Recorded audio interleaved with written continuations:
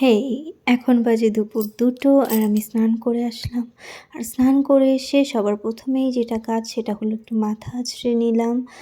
আর তারপর মাথা আঁচড়ানোর পরে আমি সিঁদুর পরে নিচ্ছি।